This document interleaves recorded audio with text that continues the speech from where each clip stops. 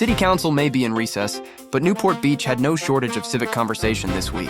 Residents took the microphone at Speak Up Newport. Questions continued over the possible relocation of Fire Station 3, and a court update brought new information about 3 citizen-sponsored initiatives and their path toward the November ballot. This is SPON Weekly. What happened, why it matters, and what comes next. Story 1. What residents raised at Speak Up Newport. This week, Speak Up Newport turned the microphone over to residents. Instead of a single featured speaker or panel, the August 12th program gave community members a chance to raise the issues they believe deserve greater public attention. Concerns raised involved public safety, housing, green light voting, dock fees, transparency, and quality of life issues. One resident questioned whether selling city-owned land is the best way to fund a new police headquarters, arguing that some responsible debt may be appropriate for a long-term public investment. I have a question for all of you. When you bought your home, assuming you've been fortunate enough to do that so far, did you take up debt to do that? It's pretty hard to do that without. And I don't understand what the council's objection to having debt in order to build an depreciating asset. Why would we not have debt that gets written down at the same rate as the depreciating asset versus selling appreciating assets that will be worth more in the future in order to build a building? Seymour Beek, whose family has operated the Balboa Island Ferry for more than a century, recalled the controversy over building City Hall and Civic Center Park and argued that the remaining open space should now be preserved. My name is Seymour Beek, and I've lived in Newport Beach for a long time. And I remember, most of you probably remember, when we were standing now was open space. It was open space, park space, clear down to the library, clear up to San Miguel. And then we built the City Hall, and here it is, and it is what it is. But I don't believe we should encroach any further into the open space with a police station or anything else. I think we ought to leave it the way it is now. The police headquarters was only one concern residents brought forward. Others focused on transparency, housing and voting rights, and harbor policy. We have a city council who has a total lack of transparency with backroom deals that are exactly counter to what the majority of residents want. Green Light was the sensible growth initiative that passed in 2000 that required a vote of the people for major projects. We wanted Newport Beach to maintain its beach town charm and avoid looking like Marina del Rey. This council has done a full end run against Green Light and is approving developments faster than I've ever seen before. We're now looking at a minimum of 8,174 new dwelling units with bonus opportunities for developers to do even more. They should have included a vote. They took it away from us. We did not approve this. On the ballot is an initiative to overturn it. I encourage you to vote yes on the housing initiative. I'm very concerned about the differences in the rates between mooring rates and dock rates. And once they acquire all this information, they'll be able to determine location, size, and number of dock boats that are impacting the tidelands, and whether or not the Harbor Commission can charge the dock owners for the tidelands impacted by those boats instead of just allowing the dock owners to benefit from renting the docks. Former Mayor Nancy Gardner questioned whether the city is following recommendations from its earlier independent fire response study, a subject we'll look at more closely in our next story. The issues were different, but together they raised the same larger question. What happens after residents speak? Public comment gives residents a microphone. Meaningful public engagement goes further. City officials do not have to agree with every resident, but a public process is easier to trust when residents can see what happened to the concerns they raised. Story 2. Fire Station 3. Would moving it improve public safety? On August 3rd, the Newport Beach Firefighters Association launched its Keeping Newport Safe campaign, supporting a possible relocation of Fire Station 3 from Santa Barbara Drive to the Octa Transportation Center site on Avocado Avenue.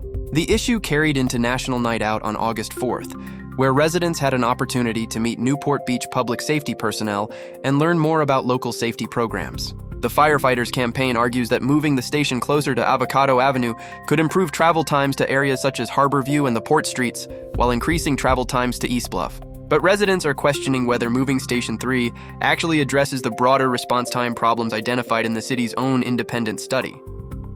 In 2022, the City commissioned an independent study on fire department response times. And what the study found was that there were several areas in the city where the response times were much below what we would like. It was not because of any failings on the part of fire personnel. It was all about geography. And so the study recommended 2 new fire stations. That's 4 years ago, and I have not seen anything on that. And yet, our council, certain council members, have focused on Santa Barbara, the fire station number 3, wanting to move it to the transfer station. That was not one of the recommendations, and it does nothing to solve the problem. And a separate city GIS analysis shows why the answer may not be simple. The analysis estimated that relocating Station 3 could bring about 250 calls into 4-minute coverage, while about 221 calls would fall outside it.